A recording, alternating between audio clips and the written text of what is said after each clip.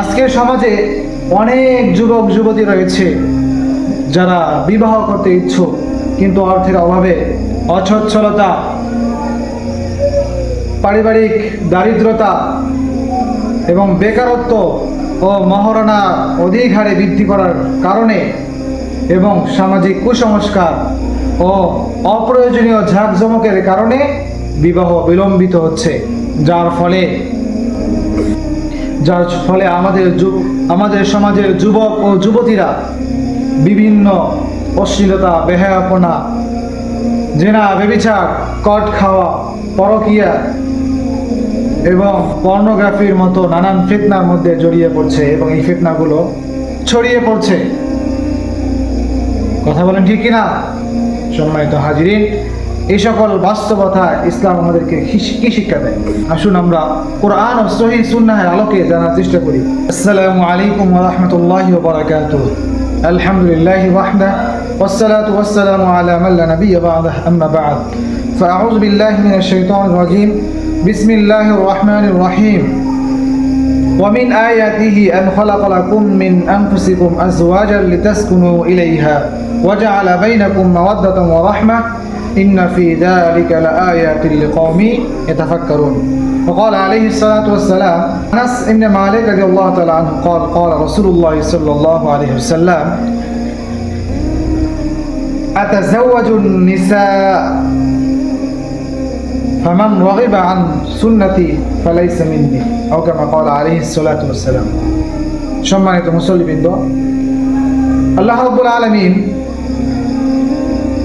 মানুষকে একা জীবন যাপন করার জন্য সৃষ্টি করেন নাই, বরং তিনি নারী এবং পুরুষকে সৃষ্টি করেছেন একে অপরের সাথে মিলেমিশে জীবন যাপন করার জন্য সৃষ্টি করেছেন এবং তিনি উভয়ের মাঝে ভালোবাসা, দয়া, অনুগ্রহ এবং প্রশান্তি দান করেছেন।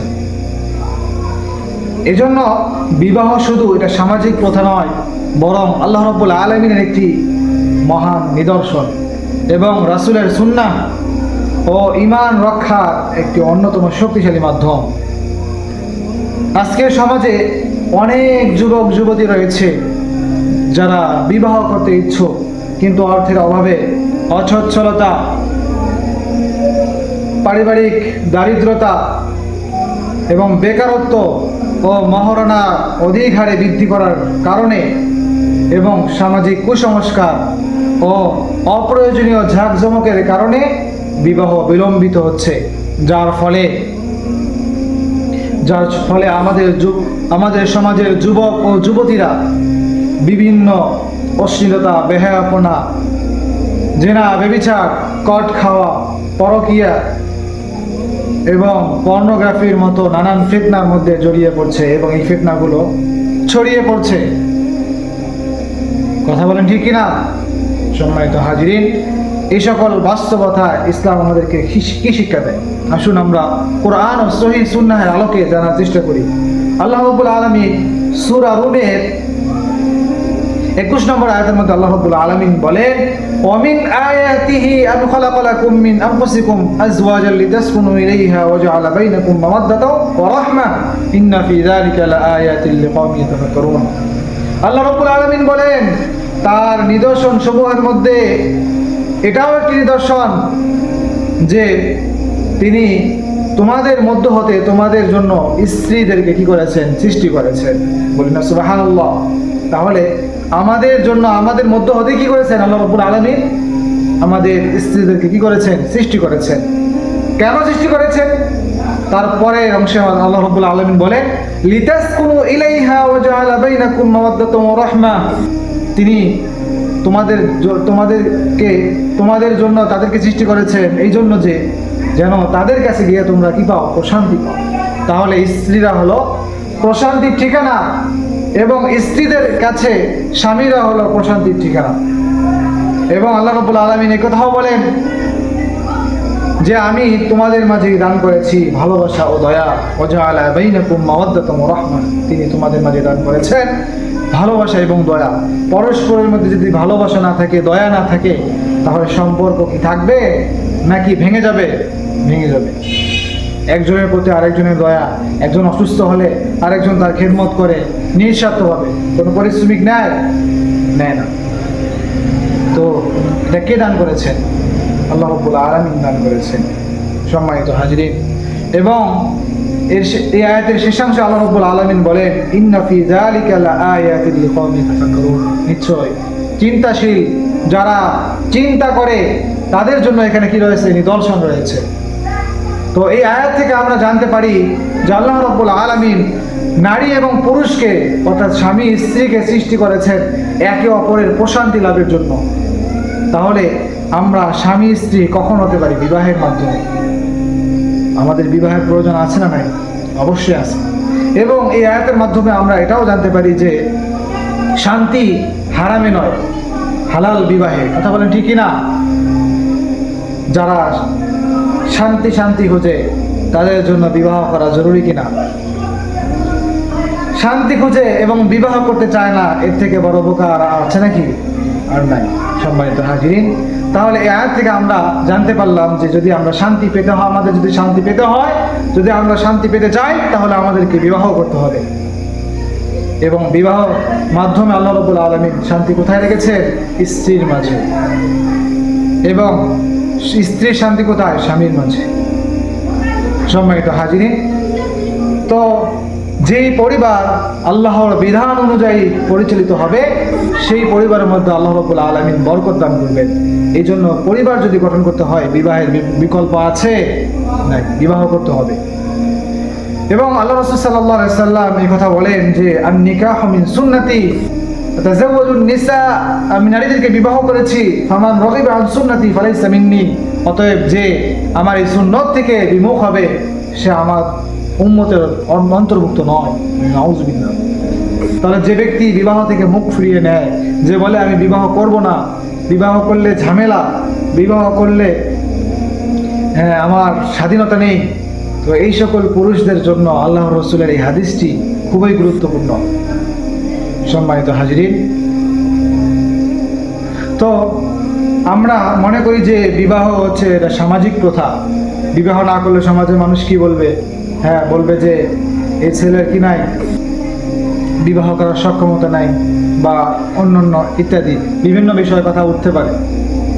তো বা বিবাহ না করলে বাচ্চা কাচ্চা হবে না, ভবিষ্যতে আমার উত্তরাধিকারী কে হবে? এই জন্য বিবাহ নয়। বিবাহ হচ্ছে রাসূলের সুন্নাহ, রাসূল বিবাহ করেছেন।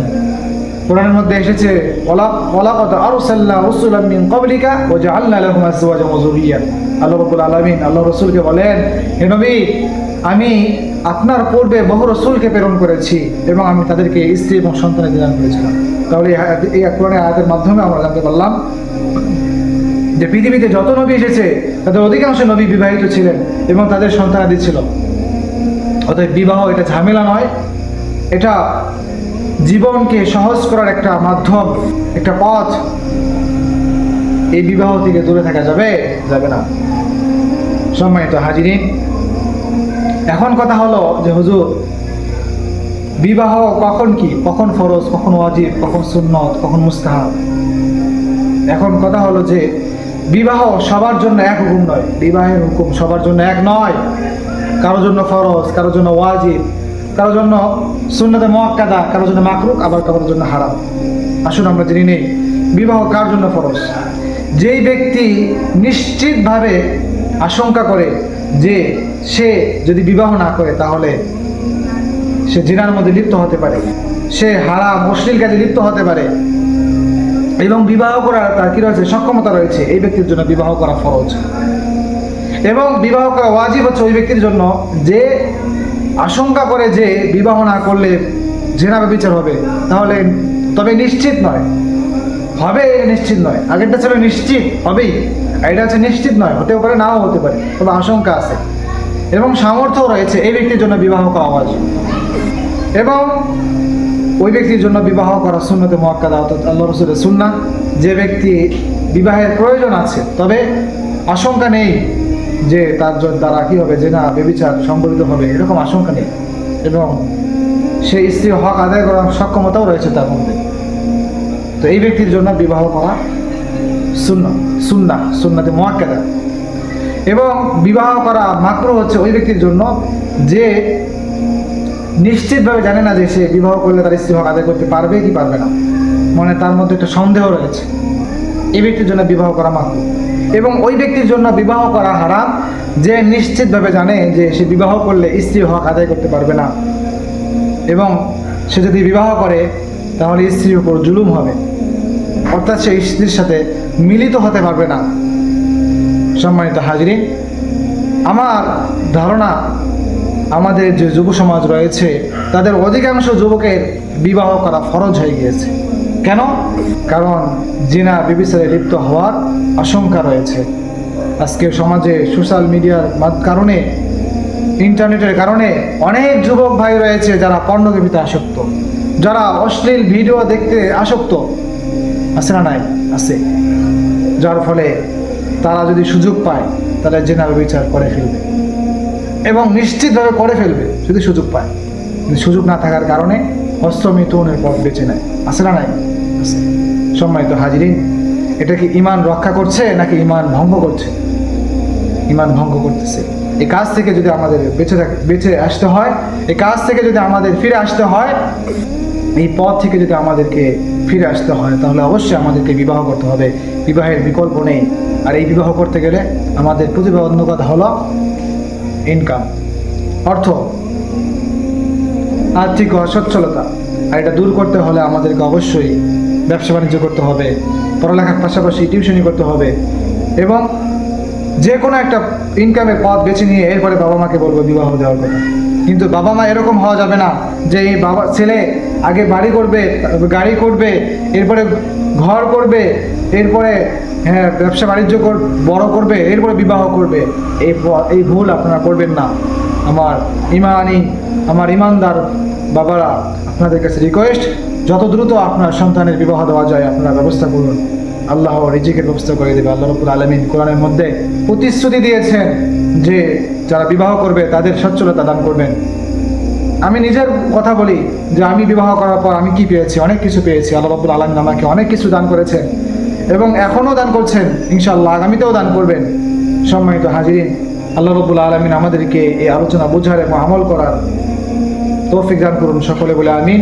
ওয়া আখিরু দাওয়ানা আলহামদুলিল্লাহি রাব্বিল আলামিন। আসসালামু আলাইকুম ওয়া রাহমাতুল্লাহি ওয়া বারাকাতুহু।